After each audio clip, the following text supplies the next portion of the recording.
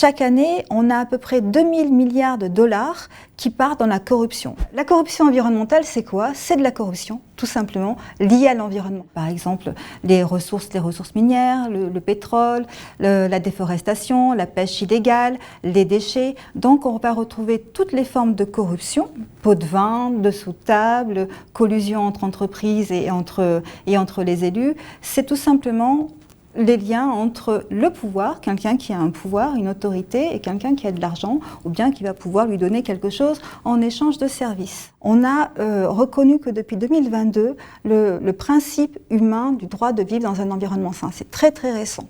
Et donc on a toute cette réglementation environnementale, nationale, internationale, toutes ces grandes conventions, tous ces grands traités sur lesquels on doit pouvoir tous vivre dans un environnement sain, digne. Et bien par-dessus, vous avez des entreprises qui veulent absolument continuer à profiter de l'environnement au détriment de tout ce qu'ils peuvent faire comme dégâts humains, environnementaux, sociaux, santé. On a vraiment l'île de Nauru qui est vraiment un symptôme de ce que la corruption environnementale peut donner sur un endroit petit. On a découvert dans les années à la fin du 19e siècle des gisements de phosphate parmi les plus purs au monde. 70% de l'île était recouverte de phosphate et le phosphate c'est un engrais qui permet bien d'améliorer les cultures. Puis malheureusement on va dire que le profit est passé au-dessus des intérêts des personnes, au-dessus des intérêts des habitants, au-dessus des intérêts environnementaux et santé. 80% de l'île a été détruit par l'exploration du phosphate.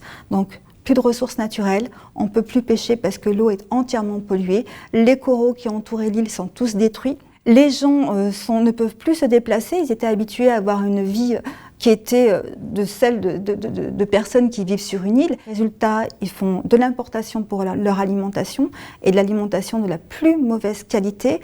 Aujourd'hui, on a l'île de Nauru, les habitants, ils ont le taux de diabète le plus élevé au monde et donc l'espérance de vie est autour de 50 ans. Voilà un peu le cercle vicieux de ce que la corruption, l'extraction sans aucune réflexion et sans penser à l'avenir du phosphate a amené sur cette île. Les victimes de la corruption environnementale, c'est des victimes de la corruption tout court, c'est d'abord nous tous. Vous, moi, les femmes, les hommes, on est tous victimes de la corruption parce que c'est de l'argent qui ne va pas dans l'État et donc dans les services publics. C'est la première chose qu'il faut comprendre. La première chose, c'est que chaque année, on a à peu près 2000 milliards de dollars qui partent dans la corruption. C'est 2% de la richesse et cette richesse, elle pourrait aller dans les services. Un exemple, un chiffre, l'aide au développement dans les pays en voie de développement, le montant c'est 135 milliards de dollars.